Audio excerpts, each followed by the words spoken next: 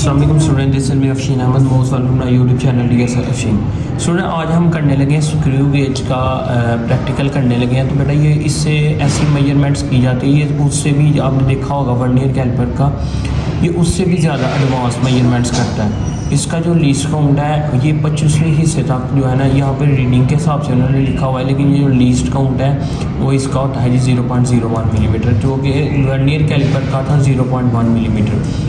इससे मेजरमेंट्स हम किस तरह करते हैं ये हम सीखेंगे। तो देखिए, इससे पहले आपको पता होना चाहिए ओपन कैसे होता है। अगर आप इसको ऐसे करेंगे ना एंटी क्लॉकवाइज, ठीक है, तो ये जो है ना ऐसे आपके पास से क्लॉकवाइज एंटी क्लॉकवाइज से ओपन ये क्लोज हो जाएगा। अगर टाइट करना हो तो आपने ऊपर की तरफ से ऐसे इसको कर लेना। ये जितना ओपन हो सकता है यहाँ पे है। ये चीज़ें क्या क्या होती हैं ये मैं आपको सारी पहले इन्फॉर्मेशन होनी चाहिए, ये चीज़ें क्या है इसके बारे में भी आपसे पूछा जा सकता है। अब देखें बेटा, ये जो सबसे पहले इसकी बात करें, ये जो चीज़ होती है ना इसको बोलते हैं, या फिर लफ्ज़ में लिख भी देता हूँ ताकि आपको रेड चीट, इसको बोलते हैं रेड चीट, ठीक है। ये जो चीज़ होती है और ये जो ऊपर लगा है ना ये वाला हिस्सा, ये वाला जो है, ठीक है, ये वाला इसको हम बोलते हैं थिम्बल।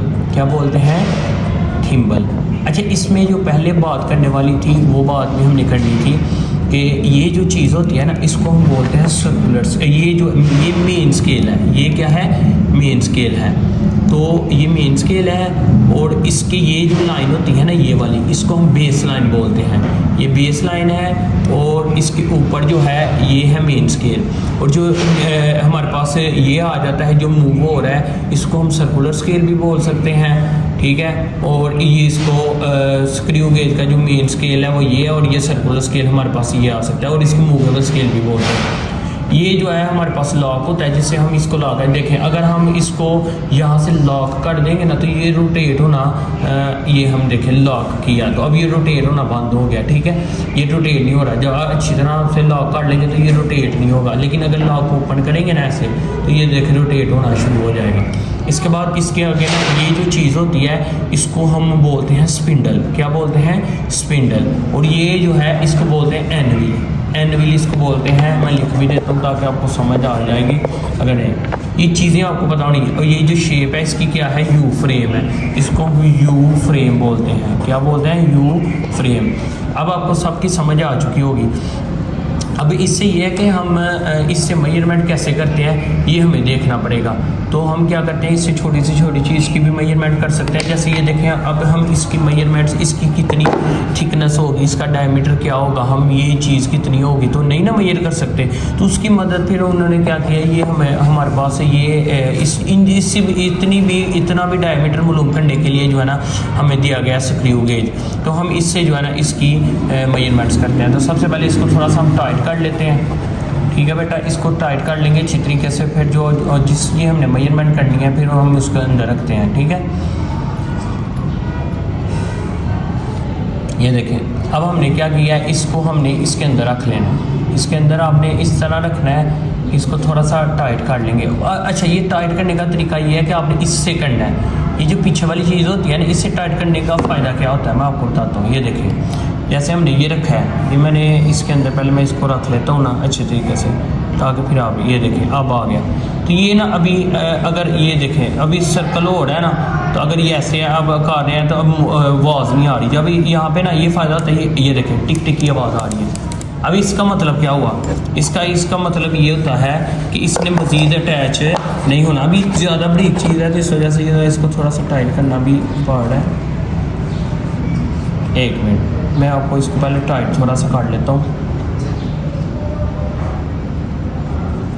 ये देखें, अब हम इससे करेंगे ना तो ये देखें टिक टिक, इसका मतलब है इसने मज़ीद टाइट है नहीं होना। फिर हमने क्या करना है, इससे पहले इसको लॉक करना है। जब हम इससे इस तरह लॉक कर लेंगे ना तो हम इसको नीचे भी निकाल सकते हैं, ऊपर की तरफ भी निकाल सकते हैं, लेकिन हमने नीचे निकाल देना है। इसको निकाल दिया। अब हमने देखना क्या है, ये देखें, हमने ना रीडिंग देखनी है। आपको नज़र आ रही होगी एक इसके ऊपर मूवेबल स्केल के ऊपर, और एक रीडिंग आपको नज़र आ रही होगी इसके मेन स्केल के ऊपर, ठीक है। मेन स्केल के ऊपर आप ज़रा गौर से देखें यहाँ पर कितनी लाइनें हैं। मैं आपको बताता हूँ, ये देखें ज़ीरो वाली आपने काउंट नहीं करनी, तो यहाँ पर आपके पास जो शो हो रही हैं एक लाइन है ऊपर, ठीक है। तो इसका जो मैं यहाँ पे लिख भी लेता हूँ, जो हमारे पास आ रहा है ना मेन स्केल, मेन स्केल बेटा, मेन स्केल की जो रीडिंग आ रही है यहाँ पे आपने लिख लेना है। मेन स्केल रीडिंग हमारे पास आ रही है जी 1 मिलीमीटर। बेटा ये जो नीचे है ना, नीचे आपको नज़र आ रहे होंगे, जैसे ये एक बेस लाइन होती है ना, इसके ऊपर ना ऐसे आपको लाइनें नज़र आ रही होंगी। ये देखें 1 2 3 4 ऐसे। तो जो नीचे वाली होगी ना, इन दोनों की लाइन की हाफ लगी होगी। हाफ से मुराद ये यहाँ से लेके यहाँ तक 1 मिलीमीटर है, और ये जो यहाँ से यहाँ तक है ना, ये वाला हिस्सा, ये चूँकि इसके दरमियान में होती है तो ये 0.5 मिलीमीटर होती है, तो ये उसका भी हाफ होता है। ठीक है, इसको स्लीव बोलते हैं। ये जो नीचे वाली लाइन होती है इसको हम क्या बोलते हैं? स्लीव। इसको स्लीव बोला जाता है। तो अब हमने क्या करना है बेटा, मेंस की रीडिंग हमने ऊपर से मेजर करनी थी, वो मिल गई है। अब हमने क्या करना है, यहाँ पर जो इससे यहाँ पर आया होगा ना, इससे एक बेस लाइन बिल्कुल मिल रही होगी। ये देखिए बिल्कुल सीधी मिल रही है इसके साथ, ये वाली। ठीक है, अब हमने क्या करना है, ये 30 ये है 45, ये 45 है ना, तो 45 इसको हम काउंट करते हैं आगे वाला, 46 47 और 45 है ना, 46 47 48। तो जो हमारे पास सर्कुलर स्केल की रीडिंग आई है ना, circular scale reading, circular scale reading हमारे पास कितनी आई है बेटा? सर्कुलर स्केल की जो रीडिंग आई है बेटा, वो हमारे पास आई है जी 48। अब ये सर्कुलर रीडिंग इस तरह नहीं आती, इसको हमने लीस्ट काउंट से मल्टीप्लाई भी करना होता है 0.1 से। तो जब हम इसको मल्टीप्लाई करेंगे 0.48 आ जाएगा। तो ये हमारे पास आ गई सर्कुलर रीडिंग। फिर हमने जो इसकी मेन रीडिंग मालूम करनी होती है डायमीटर्स के लिए, वो दोनों को जमा करते हैं हम। मेन स्केल रीडिंग को भी जमा करते हैं हम, मेन स्केल रीडिंग को भी हम जमा कर लेंगे, और प्लस कर लेंगे बेटा हम सर्कुलर स्केल रीडिंग को, सर्कुलर स्केल रीडिंग को। अब दोनों को हम जमा करेंगे। तो ये इस मेन स्केल रीडिंग हमारे पास आ रही है 1 मिलीमीटर, तो यहाँ पे हम 1 मिलीमीटर लगा लेंगे, 1 लगा लेंगे। और ये हमारे पास आ रही है जी 0.48 मिलीमीटर, क्योंकि ये भी इसके साथ भी मिलीमीटर होता है, तो इस वजह से ये मिलीमीटर आता है। तो इसका 1.48 मिलीमीटर आ गया। अच्छा, अब बेटा मेन जो काम था ये तो हमारे पास आ गया ना इसका। अब हमने इसका, अगर वो कह रहे हैं इसका एरिया मालूम करें, अक्सर जैसे आपका से मैं आपको दिखाता हूँ, ये देखिए जैसे ये फिजिक्स की प्रैक्टिकल की बुक है, इसका पर हम स्क्रू गेज वाला प्रैक्टिकल, तो इसकी थिकनेस मालूम करनी है। ये इसकी थिकनेस क्या होती है? थिकनेस ये चीज़ होती है कि यहाँ से ये देखिए, ये वाली जो चीज़ है ना, ये वाली, इसका ये कितने है, इसका डायमीटर कितना है, इसका थिकनेस कितना है। थिकनेस से मुराद डायमीटर ही होता है।